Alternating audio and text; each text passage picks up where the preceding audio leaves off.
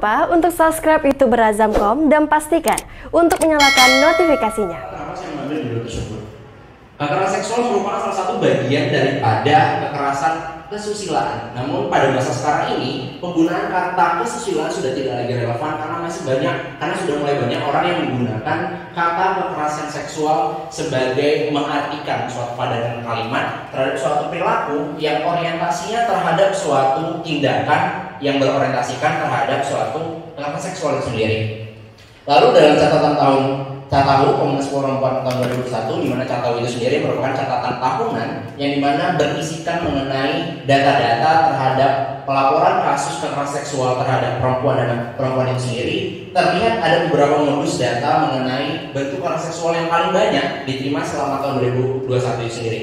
Di mana dengan modus pertama disebutkan di situ adalah kekerasan seksual lain dengan 371 kasus, dan yang kedua adalah pemerkosaan dengan 229 kasus, yang ketiga adalah pelecehan seksual dengan 181 kasus, dan yang keempat adalah pencabulan dengan 166 kasus. Di sini dapat kita cermati terdapat sebuah fakta yang menarik di mana pemerkosaan pada tahun sebelumnya merupakan suatu kasus kekerasan seksual dengan data terbanyak. Namun pada tahun 2021 kita memperhatikan di sini bahwa pemerkosaan terdapat pada nomor kedua. Hal ini tidak terlepas dari pengertian daripada kekerasan seksual pada zaman sekarang yang sudah mulai berkembang. Sesuai dengan Permendikbud nomor 30 tahun 2021 mengenai pencegahan dan penanganan tindak kekerasan seksual di lingkungan perguruan tinggi, di sana dalam pasal 5 dinyatakan mengenai substansi bentuk-bentuk kekerasan seksual seperti halnya kekerasan verbal, non-verbal, fisik, non-fisik, dan dalam ruang teknologi. Dalam hal ini dapat kita tahu kenapa kekerasan seksual lain menjadi data terbanyak, karena pengertian dalam hal-hal terbaru mengenai kekerasan seksual itu lebih luas lagi pada zaman sekarang. Dan membicarakan mengenai pemerkosaan, kita akan masuk ke dalam permasalahan utamanya, yaitu suatu kasus terbaru di mana terjadi suatu pemerkosaan terhadap 13 santriwati oleh guru sekaligus pemilik pondok pesantren atas nama Heri Wirawan, yang dimana dalam kasus pemerkosaan tersebut mengakibatkan 9 diantaranya melahirkan seorang anak.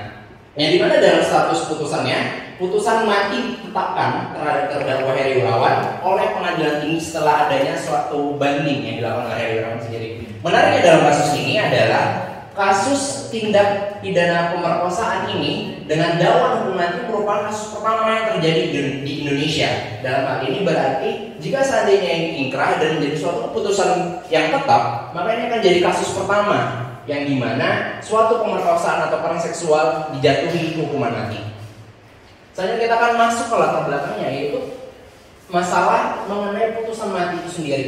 Banyak orang yang beranggapan bahwasanya putusan mati itu sudah relevan terhadap pemberian kepada si Heri Wirawan selaku daripada pelaku dari tindak pemerkosaan tersebut. Namun sebagian kecil daripada masyarakat merasakan kalau seandainya hal ini merupakan suatu tindakan yang berlebihan karena di sana terdapat pelanggaran terhadap hak asasi manusia di dalamnya. Dan oleh karena itu akan masuk ke dalam rumus masalah di mana bagaimana aturan hukuman mati terhadap pelanggaran seksual ditinjau dari perspektif hak asasi manusia. Di sini isi dan pembahasannya yaitu mengenai tujuan pemidanaan. Kita ketahui juga bahwasanya pemidanaan itu merupakan bagian dari pidana pokok yang terdapat dalam pasal 10 KUHP. Di mana pidana mati itu sendiri merupakan salah satu bentuk daripada extraordinary crime, di mana penjatuhannya hanya bisa diberikan kepada kasus-kasus tertentu yang masuk kategori dari extraordinary crime itu sendiri dan terdapat dalam KUHP serta undang-undang khusus lainnya. Jika seandainya kita membicarakan mengenai pidana mati dan hubungan dengan hak asasi manusia, di sini kita harus mengerti dulu mengenai hak asasi manusia itu sendiri.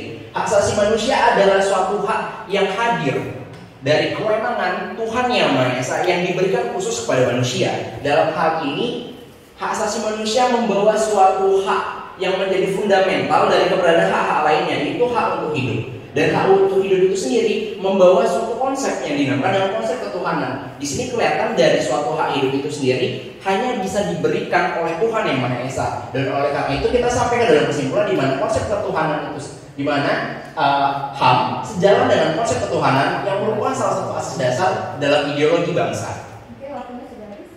Terakhir, sebagai penutup dan kesimpulan, penjatuhan hukuman mati terhadap terpidana kasus kekerasan seksual merupakan pencorekan atas HAM dan bertentangan dengan konsepsi ketuhanan. HAM mengemban hak untuk hidup sebagai fundamental dasar yang diakui dalam konstitusi dan dasar negara. Hidup dan matinya seorang individu adalah mutlak kewenangan Tuhan, sebagaimana konsepsi ketuhanan yang diamanatkan dalam nilai-nilai ketuhanan dalam dasar negara kita.